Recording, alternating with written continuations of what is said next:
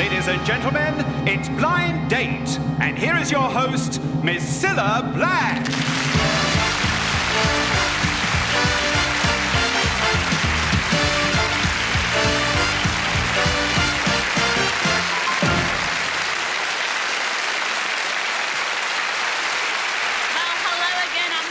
To Blind Date once more. And since last week's show, I've had another letter. But this time it's from a fella, and here it is. It says, Dear Cilla, any chance of appearing on the show? I am tall, have a perfect build, muscles, suntan, and I'm awfully handsome. Well, listen, heart, I've got news for you. You don't need a girlfriend. All you need is a mirror. My goodness me. But enough of that, let's get on with the show. And here are the three fellas who are going to play Blind Date this evening. So let's go and meet them.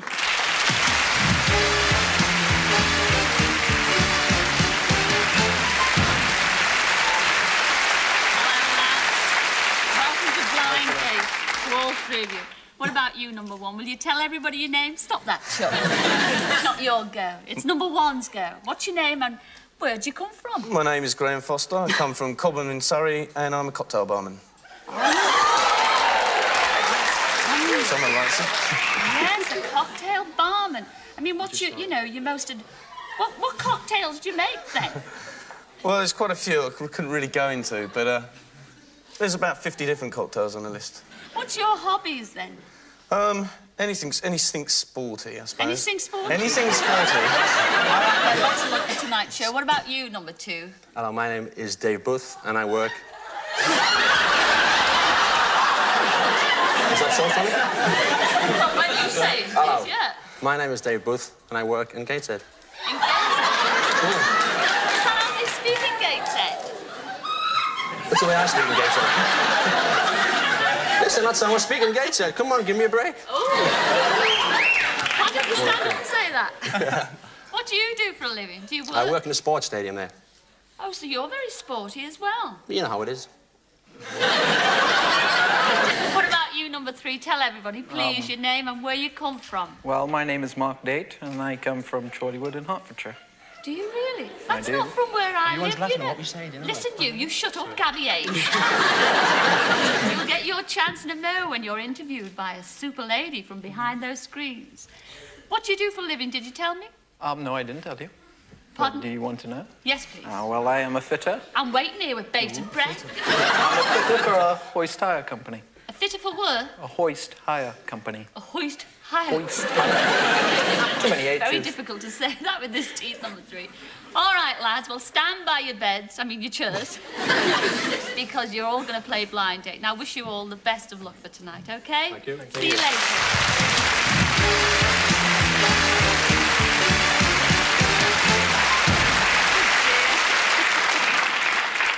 Oh, I feel sorry for this poor girl that's coming on.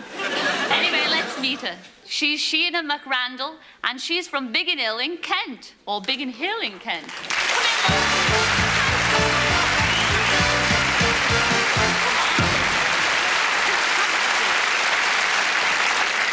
Well, you look absolutely stunning, Sheena. Thank you. They don't deserve you on their other side of the screen. So you're from Kent? Yes, that's right. And what's your job?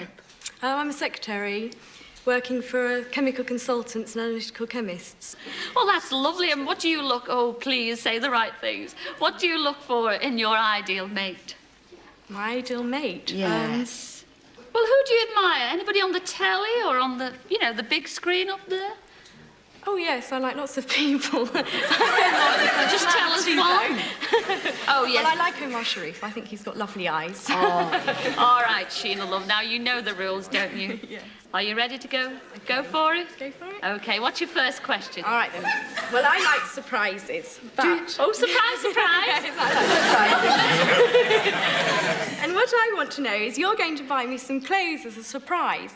How are you going to go about finding my size? What would you do? Well, I'll ask number one to start with, That's a please. very good question. Number one, did you hear that? Yeah, I heard. Well, I think I'd take you out to the cinema, and then I'd accidentally spill some popcorn down your back and check the label while I was looking.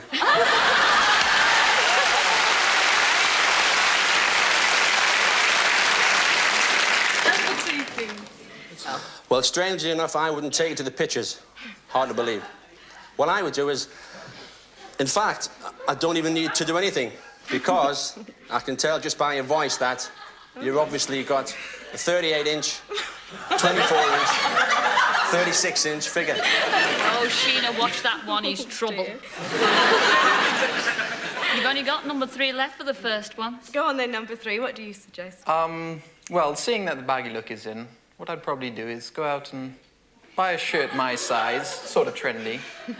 And, well, if you didn't like it, at least it wouldn't be wasted and I'd wear it.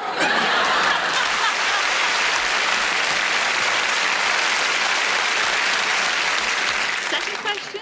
All right then. Well, as you don't know me, despite what you say about my sizes, I want to know what sort of girl would you most want me not to be like? Are you going to direct that question Oh, sorry. to? Yes. Well, we'll start with number 3 this time, with the baggy shirt. Well, I wouldn't like you to be a nun because I'm a fairly outgoing person and nuns don't have the tendency to go out a lot. 2, please. 2. That's not 2 nuns, that's number 2.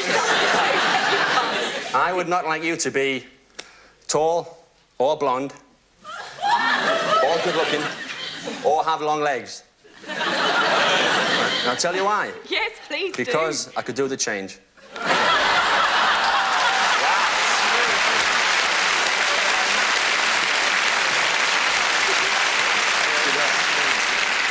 That was number 2. I told you it was trouble. I told you. OK, please, number 1. What are you going to say?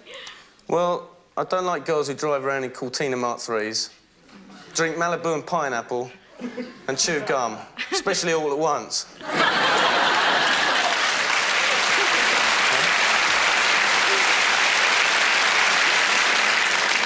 Is that it?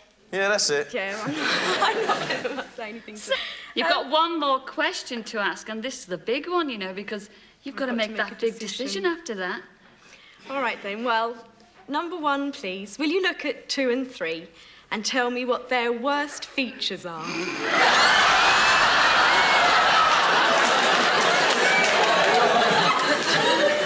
Well, number 1... I want it truthful too, please. The truth, please, number 1. Well, number 1, he's wearing high heels. Wait a minute, I asked number And number 2, he needs to wear high heels. She asked number 1 the question. I am number 1. I mean, number 2's wearing high heels. And number 3 should do. So who else are you going to ask the question? I'll ask number 2, please. Well, I tell you, I can hardly see a number 1 here because of the shadow from number 3's nose over there.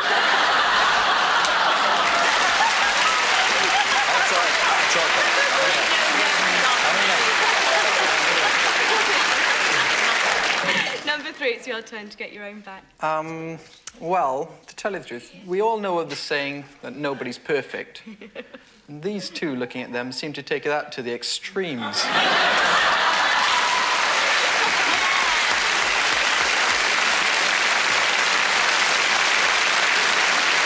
you've had all those various replies to those, difficult questions. I thought they were ever so difficult. Have you made your mind up yet? Well, sort of. Well, let's get Graham to help you along just a little bit. Right. Would you choose number 1? Who wouldn't like you to choose gum? Or number 2? Who thinks he can tell a great deal from your voice? Or would it be number 3? Who wouldn't like you to be a nun? The decision is yours.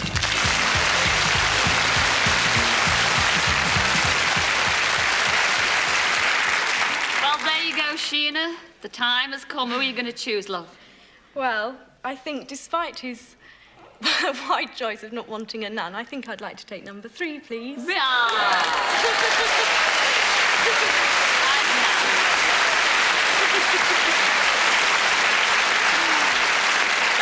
That was the one that number 2 was very rude about his About his nose. nose, despite Yes. his nose, Oh, yes. well, at least you've got a sense of humour, Sheena. Oh, dear. Do I need one? No, you don't. You certainly don't.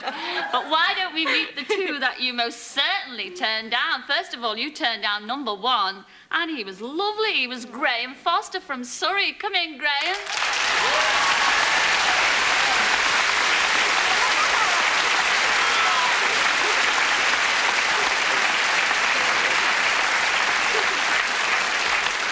What a shame, what a shame. Too late now, Sheena. You also turned down number 2, and that was Dave Booth from Newcastle. Why,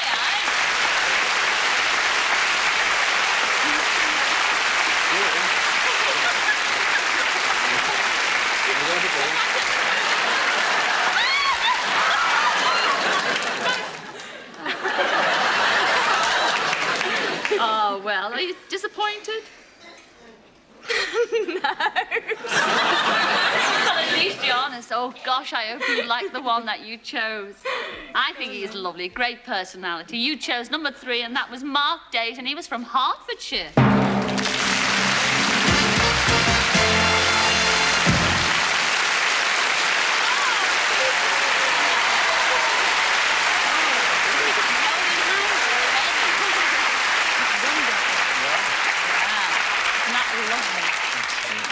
Oh, and I think your nose is lovely. Thank you. Yes. It does shadow your face, but I mean, what do you think, Can't Sheena? all be It's not perfect, too can bad. we, Cilla? No, you look absolutely divine. You really do. And, Sheena, you've got to choose where you're going on this Fine. blind date with this fine young man here. It's only fair to let her choose, isn't it, love? Yeah. Thank you. Now, it could be windsurfing on the Manchester Ship Canal. A day sailing. I wasn't far off, was I? Look at his face. Oh. A day sailing, isn't it wonderful? But it's a special day sailing, actually, Sheena. And it's a, you know, do you ever go to the boat show? I've been once before. Yes, aren't they terrific boats in that Yes, boat show? absolutely. You're going sailing on the star of the boat show. And the name of that yacht is Zulu. You're going to have a marvellous time. And we want you all to come back and, you know, when you've spliced the main brace, tell us all about how you got on. Will you do that, please? Yes, definitely. Well, let's say a big thank you to Sheena and Mark. We all look forward to seeing them next week.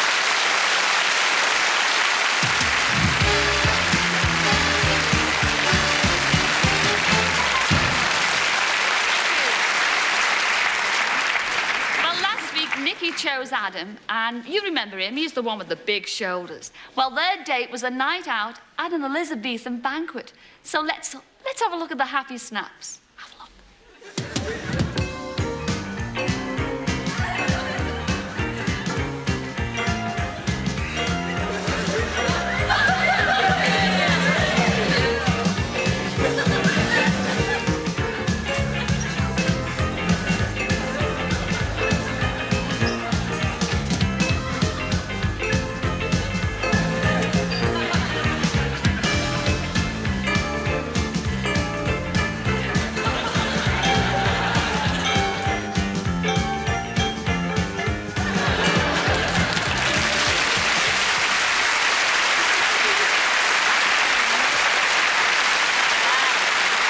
Well, then, that last snap looked terrific. What were you doing behind that act?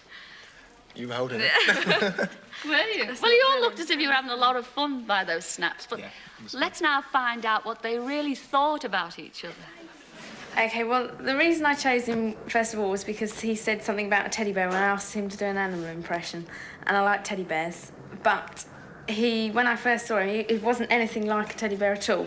She was talking to Scylla about being studying law and politics at college. So I suppose the first impression was thinking a little bit, well, perhaps she's rather one of these intelligent young ladies. And I must say, I'm not used to those. I thought he was a ballet dancer. And I just didn't know what I'd done. And my usual sort of type is a rugby player, and it's just a bit different from a ballet dancer. I proceeded to feel the padding in my jacket to see if it was me or whether it was padding. And I thought that once he took his jacket off, he'd disappear. But actually, on the evening that we went, he just wore a shirt, and he did have broad shoulders, which was quite nice. Nikki was 45 minutes late. I was an hour late. Not much, just an hour. Nikki seemed to have a habit of smelling every course that come along and burying her nose into it, just to see what it was. During the evening, Adam had to be knighted. He had to go up onto by the stage, and he had to be knighted by the king, which was quite funny because somebody shouted out, "Chop it off," but his head. But no, he didn't. He managed to get knighted all right. And Nikki was finding this quite amusing, but what was even worse, I had to then walk back to Nikki with my trouser leg rolled up, this garter on, all dressed up, and then sit down next to her. My impressions of Adam were very different to my original ones, he wasn't a typical ballet dancer. He was very charming, very courteous, always made sure I had a drink and everything. And if the situation ever arose again, I probably would go out for a drink with him. Yeah, I think I can say I would like to go out with her again. Probably not to an Elizabethan banquet, somewhere a little bit quieter, I suppose, so we could actually really get to know each other.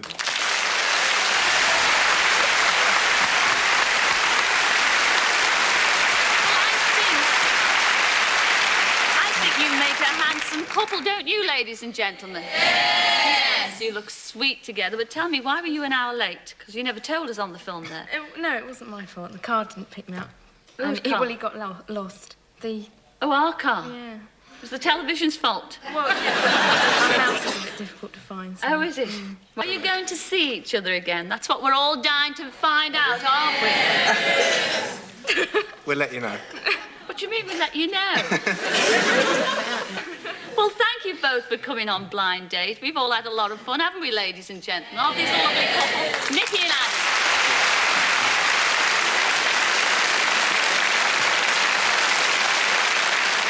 I don't think our other couple, Alistair and Sue, got on ever so well, but you can find that out when we meet them in part 2. And we'll also meet the next lucky fella who makes his choice from these 3 lovelies. See you in a minute.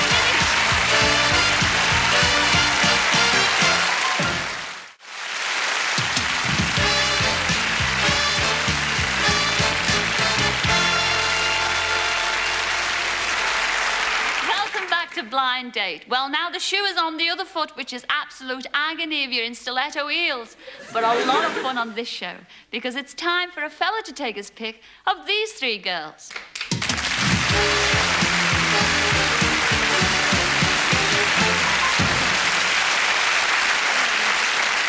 All the girls in blue. Hello, number 1. Would you like to tell everybody your name and where you come from, please? I'm Justine Samuel, and I come from Oxshott in Surrey. Do you really? In Surrey? Now, that's not far from where we're actually doing the show now, is it? Nope. Do you come up by bus? No car. I drove. Oh, you drove? Yes. Oh. Where do you work? At the moment, I'm a waitress. Oh, in and you've got your own hotel. car? Yes, well, the use of one, it's mum's. Oh, it's your mum. Yes. Oh, good old mum. Good old mum. Best of luck for tonight. Thank you. Hello, number 2. Would you Hi. like to tell everybody your name and where you come from? Angela Pedler from Cardiff in South Wales. Oh, there's lovely for you. I can do an Irish accent, I can. And what do you do for a living? I'm a beauty consultant. Oh, what do you look for in your ideal mate? Somebody who's pretty good looking, but as long as it keeps me happy, I really don't mind. Ah. Whatever way that might be. Oh, isn't that nice? All right, number 3, hello. Hello, Would you like to tell everybody at home what your name is and where you come from? my name's Caroline Ruddle and I come from Fulham in London.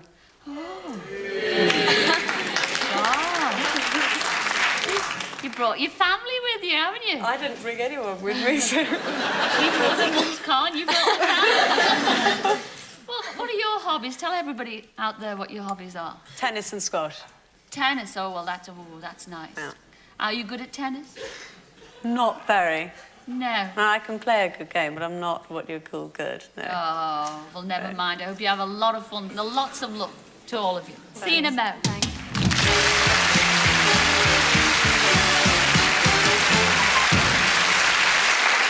Well, of course, those lovely girls don't get a choice, but this lucky man does. And his name is David Antonitz, and he's from Bromley in Kent. Come in, David.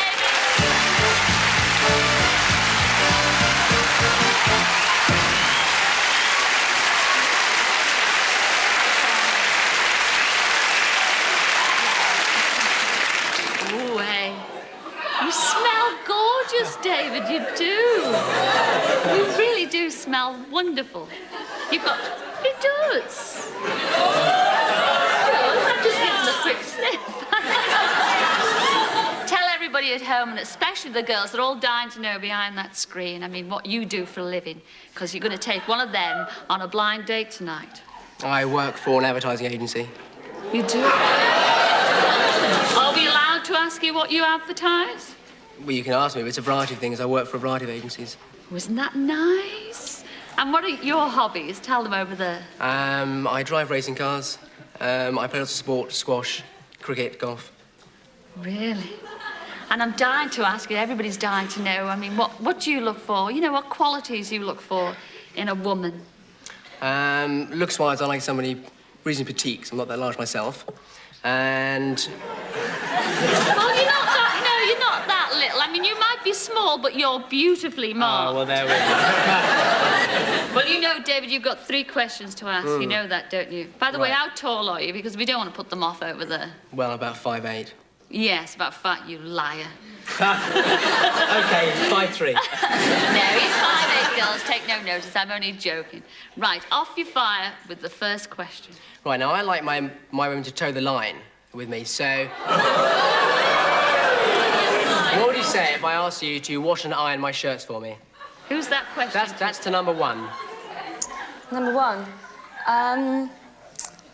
Well, I think I'd do it. Yeah. But you've got to take me out for dinner, paint my apartment and clean my car as well. That's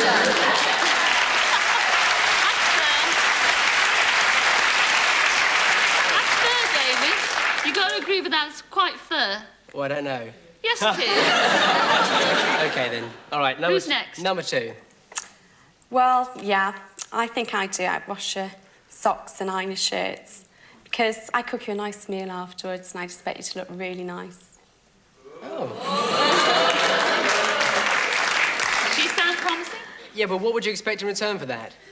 Well, the following night you could wash my socks and iron my shirt.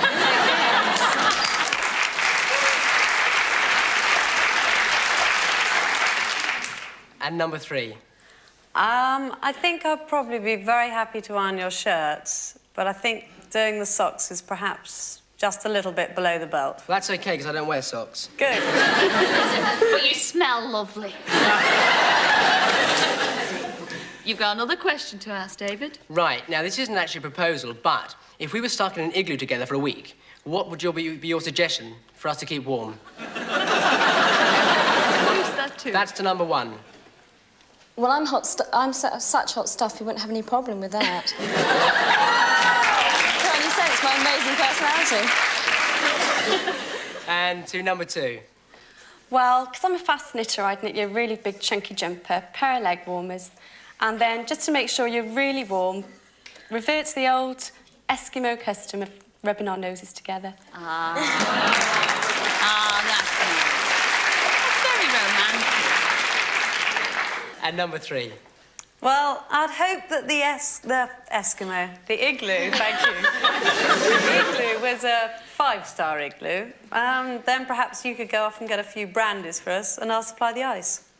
I like that. That's nice. Quite a cute reply. You forming any opinion yet, David? Yeah, I've got a few. Right. My last question. I want to revert you back to your days of reading Enid Blyton and the Dandy. And I want to ask you, which children's character do you most identify with, and for what reason? Who's that to? That will be to number 2. Well, I reckon I've done your ironing, I've done your washing, cooked you a nice meal, knitted you a jumper. It'd have to be Cinderella. And of course, the ugly sisters are here.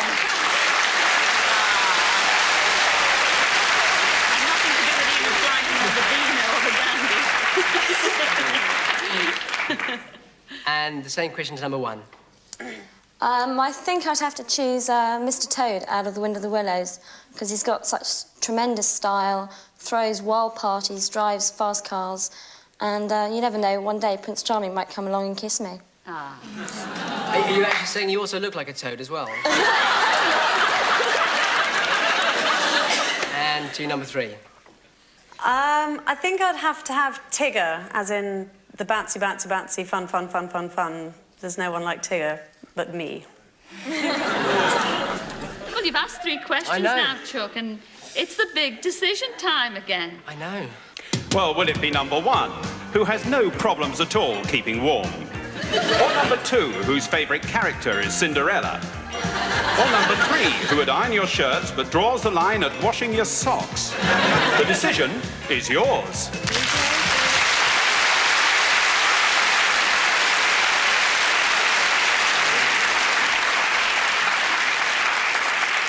very big decision. It's a very hard decision. They all sound so wonderful. They do. Yep. I think, though, I like the idea of the brandy and ice, so it's going to be number 3. It's going to be number 3.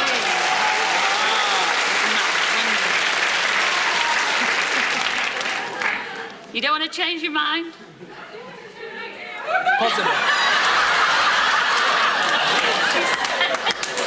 Too late now. That's what you said up there. Okay, But no, I'll change.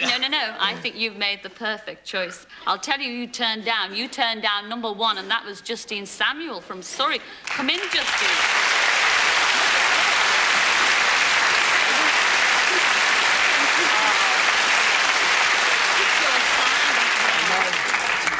Oh, just your size. Oh, never mind. You also turned down... Oh, you're going to be sorry. You also turned down number 2, and that was Angie Pedler from Cardiff. What a glamour.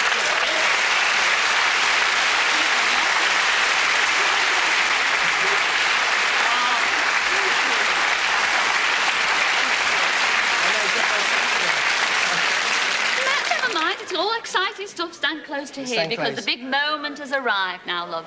You picked number 3, and she was, of course, Caroline Ruddle from Fulham.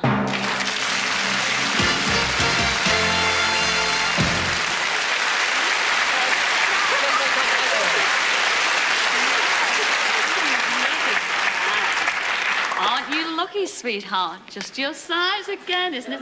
We're not that different, are No, we? not that different. No, but aren't you lucky? Ever so. Yes, are you looking forward to going on your blind date? Incredibly. Oh, well, the big moment is... Are you going to let her choose or what? Well, you So, choose. I think... No, come on, choose. Listen, don't have an argument yet. You haven't been on the date yet. OK, who's going to choose? Ladies first? Yeah, we'll take it. He's a little bossy boots, isn't he? Take it. Where are you going? We're going on a day trip to Paris.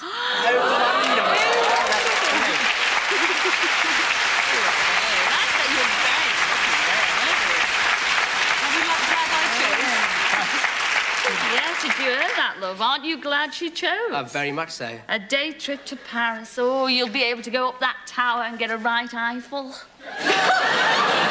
But you will come back. Promise me, please, both of you. Even though you mightn't feel like it at the end of the day, will you come back and tell us all about it? Definitely. Will do. Please do. Can you speak French? Un peu. Un petit peu. Un petit peu. Oh, Yeah. good. I can too. Yeah? Jamais les deux.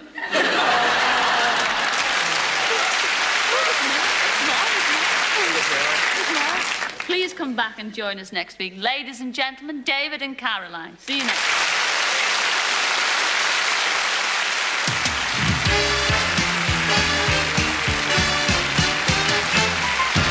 And now our other couple from last week. And if you remember, Alistair chose Sue, and they spent a day out in a Rolls Royce. But first, they had to find it. And the first clue was 2 tickets to Brighton.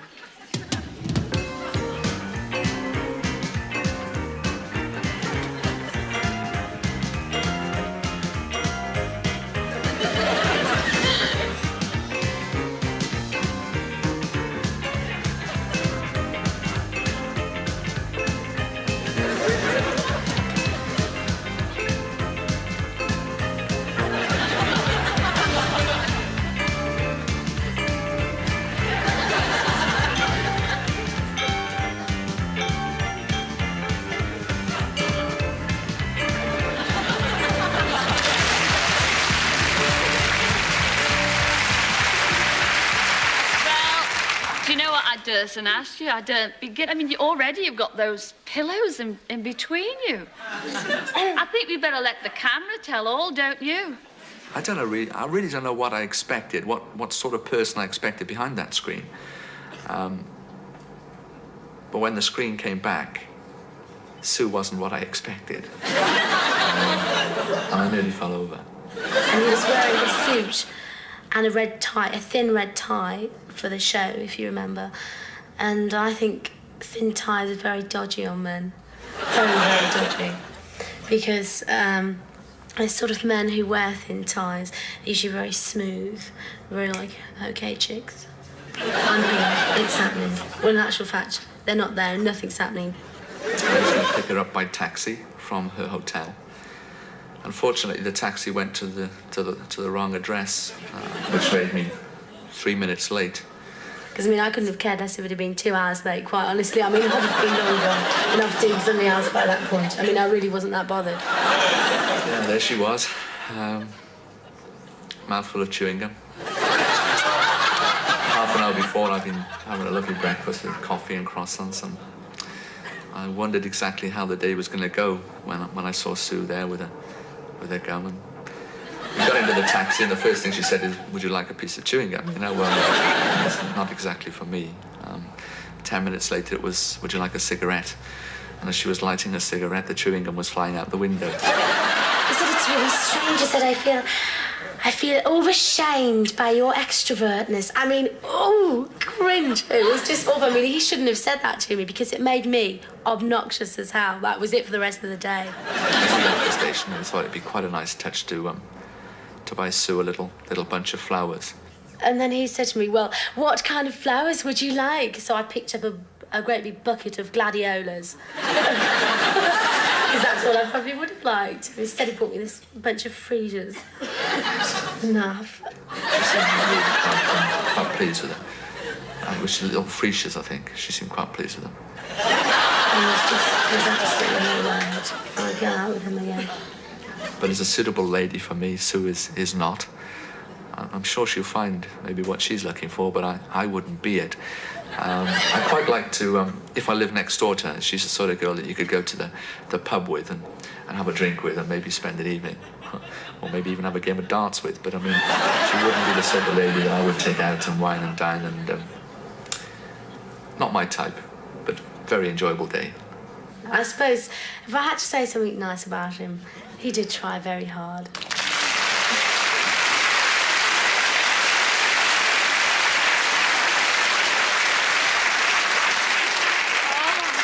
You need the walls of Jericho between you now.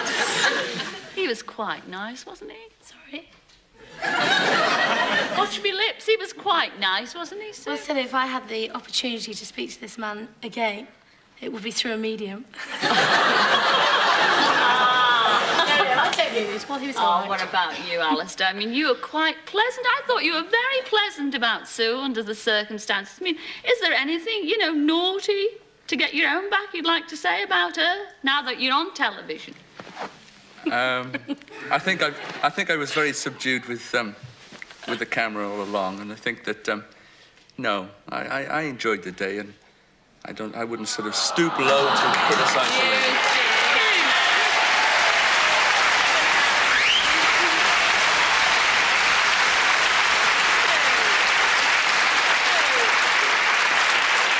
You've absolutely cut him to the quick. You really have, and listen to that audience, total sympathy. And again, a big R for Alistair. And a big boo for Sue. But it's actually, that's the way it goes on Blind Date, both of you. You know, you win some, you lose some. Obviously, you thought you lost some, but you enjoyed it anyway. So I'd like to thank you both for, you know, being good sports either way. Ladies and gentlemen, Sue and Alistair.